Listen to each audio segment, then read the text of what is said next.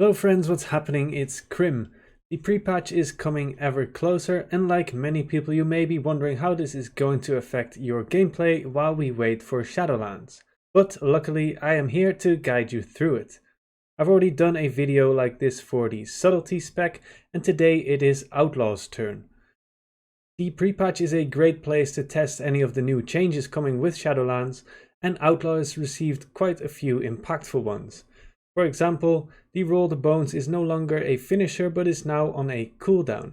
Blade Flurry no longer has charges but it is affected by Restless Blades, and Between the Eyes no longer stuns but instead gives you extra crit chance when applied to a target.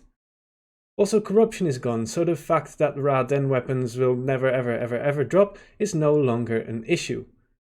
So let's take a look at the impact on gameplay and setup for the Outlaw Rogue in the Shadowlands pre-patch. Let's begin by having a look at the talent setup, and as you can probably tell, not a whole lot has changed compared to BFA. On the first row, Ghostly Strike is technically the better single target choice, but Quick Draw is pretty close and it's much more versatile when multiple targets are introduced. On the third row, both Vigor and Deeper Stratagem are fine, with Deeper Stratagem gaining a bit more value the more ace up your sleeve traits you have. If you are able to reuse the reset mechanic of Marked for Death, this is also a viable choice. On the sixth row is our new talent Dreadblades, which unfortunately is not very good at all, so you'll probably still want to stick with Alacrity. On the last row, Blade Rush is a good go-to talent for all situations.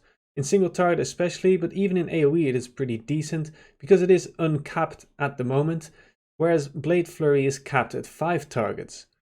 Dancing Steel also has some value if you use the Keep Your Wits About You azerite trait, which you should in AoE, but has lost a little bit of value with the changes to Blade Flurry when coming from BFA. Next up, let's have a look at azerite essences and traits. On single target as a major essence, you will want to play the Guardian of Azeroth, where in AoE you'll want to go with the essence of the Focusing Iris, and alternatively you can pick Blood of the Enemy. For minor powers, you will want to go with Crucible of Flame, Memory of Lucid Dreams, and Breath of the Dying. When it comes to azerite traits, you want to have at least one Keep Your Wits About You trait.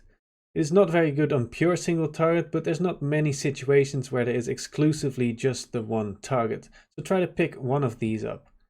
Fill up the rest of your traits with any combination of Ace Up Your Sleeve, Deadshot, and any generic stat procs like Heart of Darkness or Blightborn Infusion. On the inner ring you can go for Overwhelming Power, with Unstable Flames also being a decent alternative.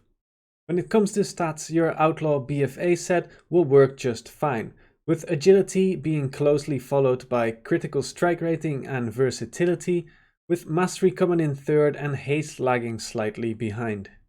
Let's move on to the rotational changes. Outlaw, much like the other rogue specs, wants to use its abilities to build combo points and then spend those combo points on finishers. Outlaw's main builder is Sinister Strike. However, when Sinister Strike strikes again and procs the opportunity buff, you will want to use Pistol Shot instead. Keep in mind that when spec'd into the Quick Draw talent, Pistol Shot gives you 2 combo points instead of 1, and you want to make sure you don't overcap combo points where possible.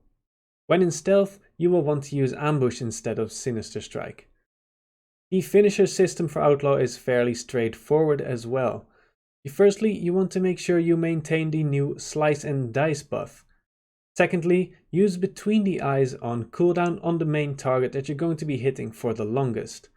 And if you've done both of those things, then you can just go ahead and spend your combo points on Dispatch. When it comes to cooldowns, Outlaw's main DPS cooldown is Adrenaline Rush. It is not super strong and you can just use it on cooldown as long as you're going to be in combat for most of its duration. As I said before, Roll the Bones is now also a cooldown, and you want to make sure you have some sort of these buffs up at all times. Keep in mind that because you no longer need combo points for this, you can use the ability Pre-pull as well. When in AoE situations, make sure you also hit Blade Flurry on cooldown. Because it is now affected by Restless Blades, it is possible to have almost 100% uptime on Blade Flurry, even though it is now capped at 5 targets.